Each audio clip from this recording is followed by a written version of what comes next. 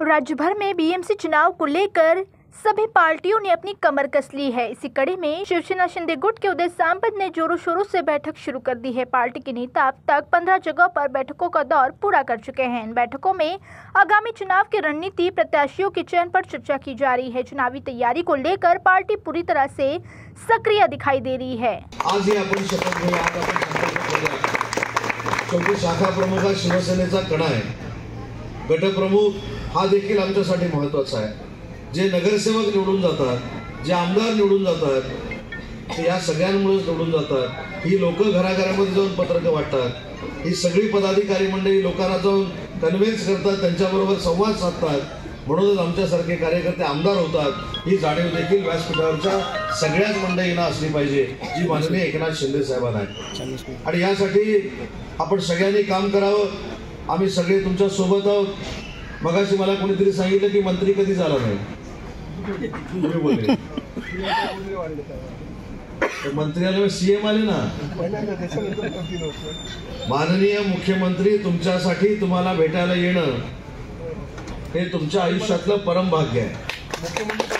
मुख्यमंत्री आम्ही तर त्यांनी केलेले मंत्री आहोत, त्याच्यामुळे आजपासून तुम्ही ज्या ज्या वेळी मला बोलवाल त्यावेळी येण्याची ग्वाही मी आपल्याला देतो।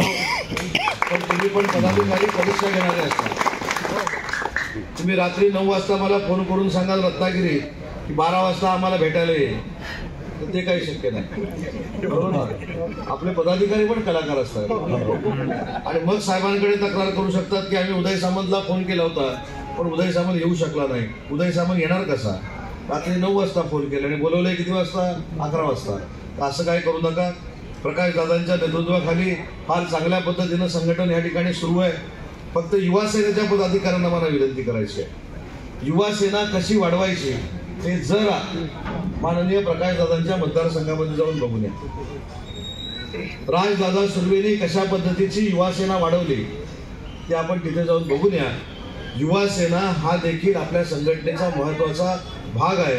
युवा सेना म्हणजे फक्त घोषणा देण्यासाठी नाही, तर युवकांपर्यंत आपल्या एकनाथ शिंदे साहेबांचे आणि धनुष्यबाणाचे विचार पोहोचवण्यासाठी ही युवा संघटना आहे। त्याच्यामुळे ही युवा संघटना देखील फार मोठ्या ताकदीने या परिसरामध्ये वाढली पाहिजे। त्याच्यासाठी जी काय मला मेहनत घ्यावी लागेल ती मी नक्की घेईन। परंतु प्रकाश दादांना मला विनंती आहे की राजला देखील इथं पाठवा, राजला देखील या ठिकाणचं संघटन करायला सांगा। कारण शेवटी आपण एकनाथ शिंदे साहेबांचा पक्ष वाढवतोय।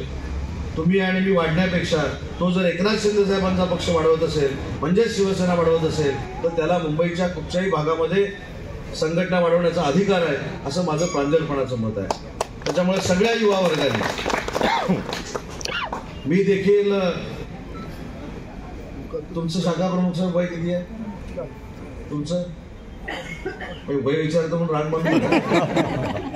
27 वर्षाचा कोण आहे? 27 वर्षाचा कोण आहे? मी 27व्या वर्षी आमदार झालो। त्याच्यामुळे युवा शक्ती जर मागं असेल तर युवक क्रांती करू शकतात, हे मी माझ्या मतदारसंघामध्ये बघितलेलं आहे। आणि जे 2004ला निवडून आलो त्यावेळीची युवा संघटना आणि त्याच्यानंतर निर्माण झालेली युवा संघटना ही आजही माझ्यासोबत आहे। त्याच्यामुळे युवकांना बरोबर घेऊन 40, 45, 50 वर्षाच्या सगळ्या लोकांना काम करावंच लागेल। शाखा प्रमुख 40 वर्षाचे जरी असले तर ते 27तलेच वाटतात, तरी देखील आपण सगळ्यांनी युवकांना बरोबर घेऊन काम केलं पाहिजे। सगळे पदाधिकारी आपल्या सोबत पाहिजेत।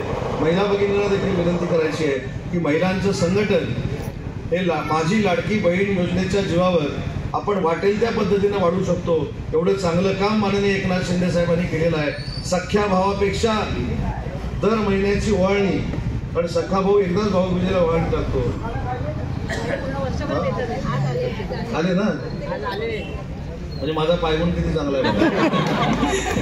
पण हा भाऊ जो आहे हा वर्षाचे 12 महिने तुम्हाला भाऊबीज देतोय, याची नोंद सगळ्या महिला भगिनींना असली पाहिजे। त्याच्यामुळे इथं महायुतीचा जो कोण उमेदवार साहेब देतील त्याला निवडून आणण्याची शपथ आज या कार्यक्रमाच्या निमित्तानं आपण घेऊया। उशीर झाल्यानंतर देखील आपण थांबलात त्याबद्दल आपल्या सगळ्यांचे आभार मानतो आणि माझं मनोगत संपवतो। जय हिंद, जय महाराष्ट्र। अब देखना होगा महानगर पालिका की इस चुनावी परीक्षा में आखिर जीत किसकी होती है। Political desk, DC news India, Mumbai.